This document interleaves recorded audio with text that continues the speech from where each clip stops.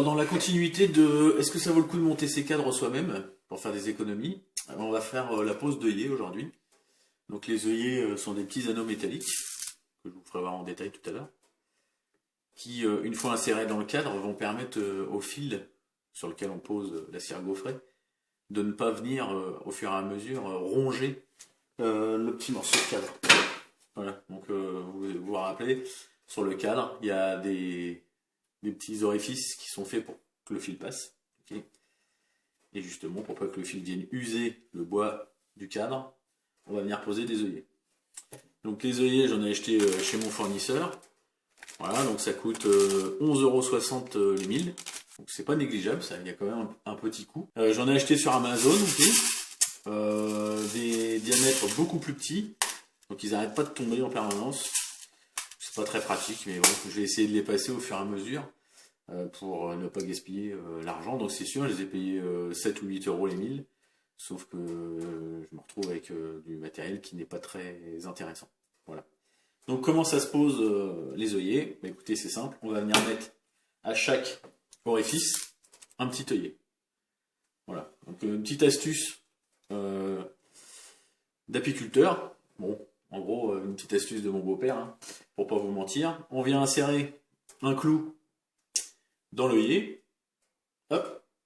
On vient placer ce clou et cet œillet à l'intérieur de l'orifice. Donc moi j'ai des petits tréteaux. J'essaierai de changer la prise de vue tout à l'heure, ce sera peut-être plus simple. J'ai des petits tréteaux où il y a un jour, donc je viens mettre pile poil le clou dans ce jour. Et avec le petit marteau de mon père, donc ce marteau-là il doit avoir une 60aine d'années à peu près, hein, je viens taper pour enfoncer l'œillet. Voilà. Ensuite, pour ressortir, je viens appuyer mon clou ressort et je le récupère. Voilà. Et là, c'est parti pour tous les orifices du cadre. Et il y en a un paquet. Donc évidemment, quand on achète des cadres qui sont déjà montés filés avec des œillets, évidemment, ça coûte plus cher. Donc ça, c'est indéniable. Sauf que vous avez toute cette main d'œuvre qui est déjà faite. Et c'est pas négligeable. Si on a du temps, ça gêne pas de monter soi-même ses cadres. Je dirais même c'est plutôt satisfaisant. On a l'impression de faire quelque chose l'hiver. Mais si on n'a pas de temps parce qu'on bosse comme un dingue, est-ce que c'est vraiment rentable? Je sais pas, je vous dirai ça quand on fera les calculs à la fin. En tout état de cause, moi aujourd'hui ça me dérange pas. Je suis bloqué du dos depuis 15 jours. Mais ça permet quand même de pouvoir bricoler et de pouvoir rester un zombie à la maison. Alors vous voyez, parfois, surtout sur ceux du bas, ça a tendance à déconner.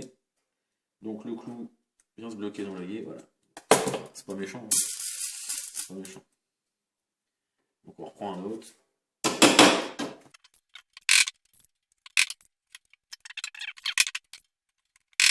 Encore une fois, moi c'est un choix. J'avais pas beaucoup d'argent en investissement au départ. Et je voulais faire quand même beaucoup de ruches. Parce que je voulais pas m'occuper d'une seule ruche, étant donné que ça fait quand même des années que je suis mon beau-père dans ses activités d'apiculteur. Je voulais pas commencer par une ruche. Voilà, donc comme on est deux avec le fiston, et puis qu'on a un conseiller technique en permanence qui est le beau-père, c'est quand même plus simple d'avoir plus de ruches, même si j'ai tendance à un moment donné à être un peu,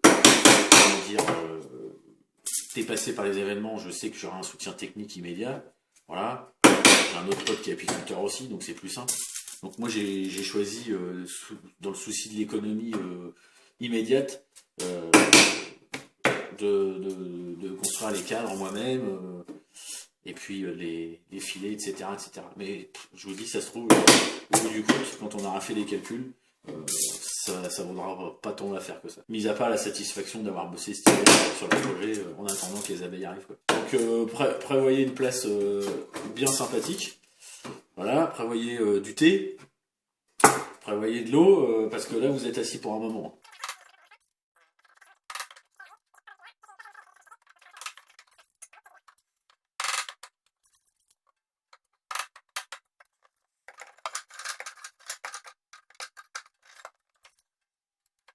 D'ailleurs, je vais vous montrer avec un tout petit. Voilà. Donc déjà avec le clou, ça marche pas. Voilà, ça l'abîme. Donc là, j'ai récupéré de lime d'un Dremel qui vient se mettre pile poil dedans. Donc en fait, je me sers du petit cône ici. Je vais le mettre sur l'anneau et vous voyez, je pourrais l'enfoncer à la main en fait, quasiment. C'est c'est pas très gênant. Ça veut dire que le trou est beaucoup plus petit, l'orifice est plus petit, enfin tout est plus petit. Donc c'est pas très embêtant à mettre, sauf que bah, ça n'arrête pas de tomber.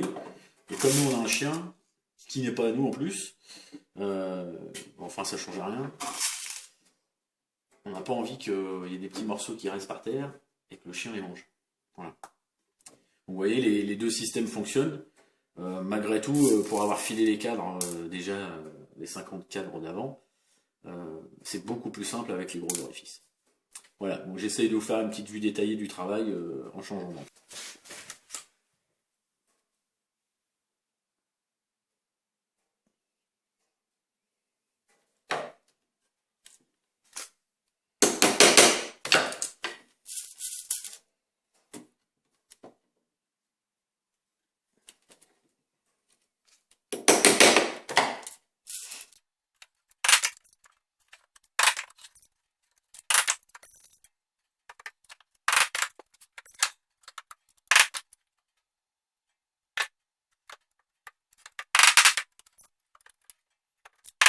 Faut nettoyer un petit peu autour de l'orifice parce qu'il reste des petits copeaux.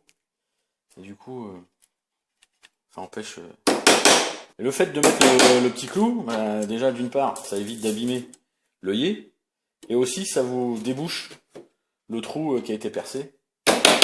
Donc ça a été percé avec des machines. Hein, donc parfois, bah, il reste des copeaux à l'intérieur du trou. Et j'ai remarqué en filant les cadres qu'on avait des petits problèmes pour pouvoir insérer le fil. Voilà ce que ça donne.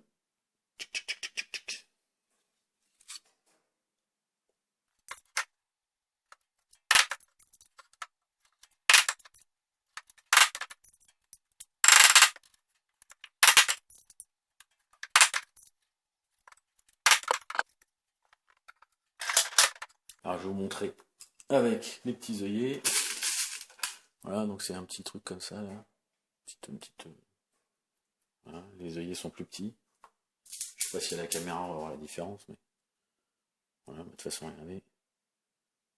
Le petit œillet rentre dans le grand œillet. Donc du coup, on voit bien qu'ils sont plus petits.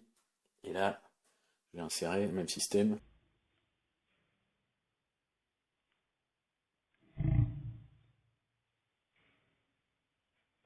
Et là, j'enlève et j'appuie. Voilà. C'est facile à faire, hein. Sauf que je vous assure que c'est beaucoup plus compliqué à filer le cadre. Donc là, je vous en fais un. Tac. Ça me permet de passer aussi voilà, ces œillets là qui ne me plaisent pas.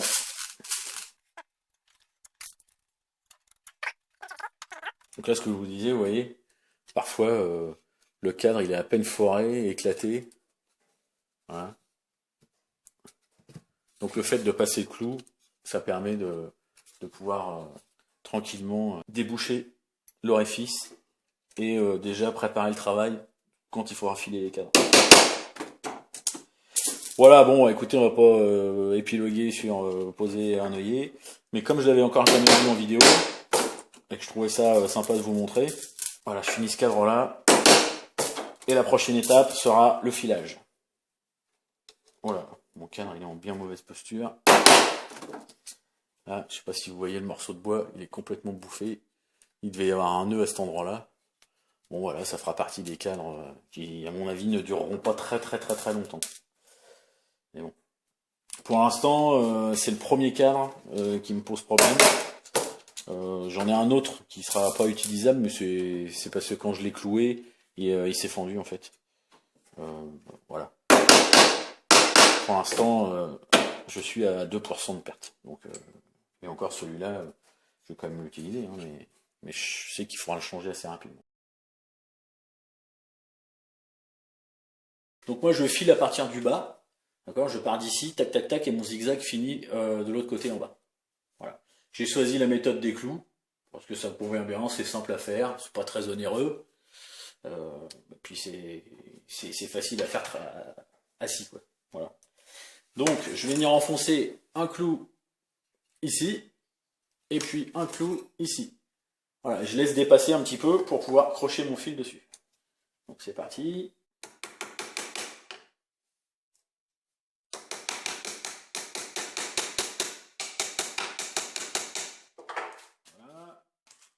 fait.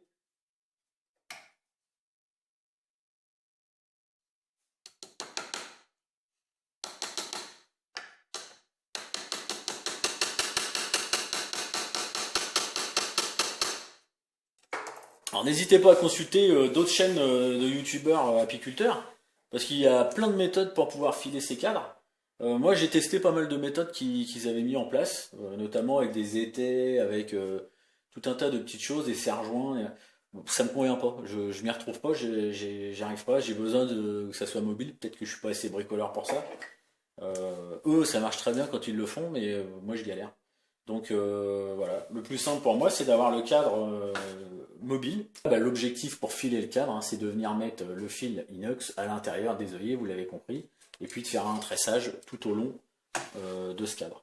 Voilà, donc c'est parti.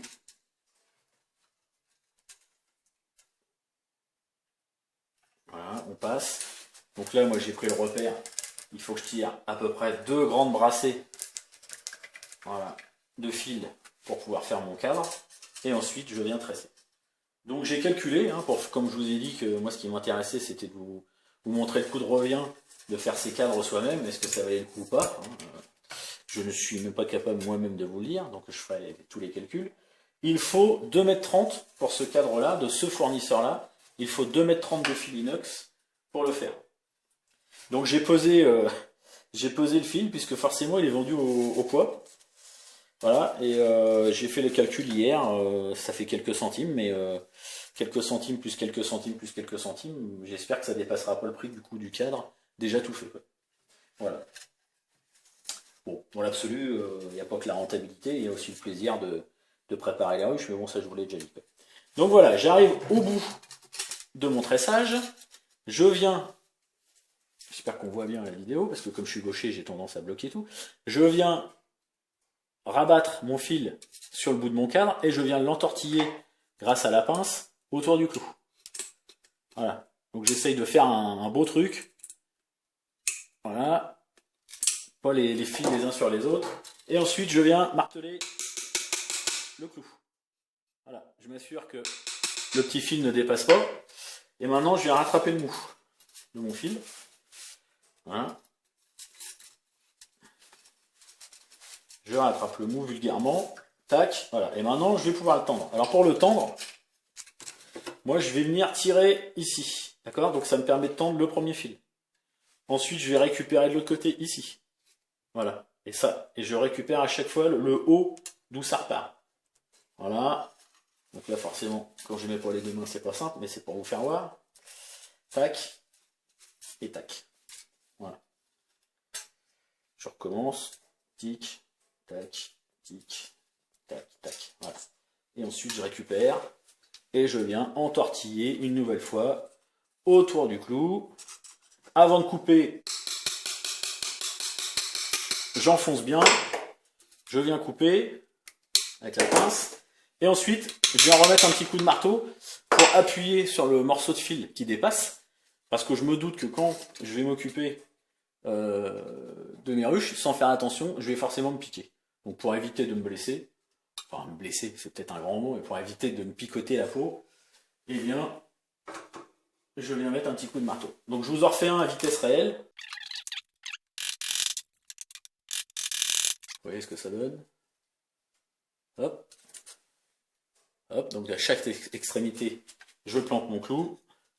Je viens pénétrer le fil dans les petits orifices. Voilà. Je vais doucement pour pas me faire embobiner par la bobine. Parce que de temps en temps, elle s'enflamme. Tous des bobines d'un seul coup. Voilà. Et là, c'est parti.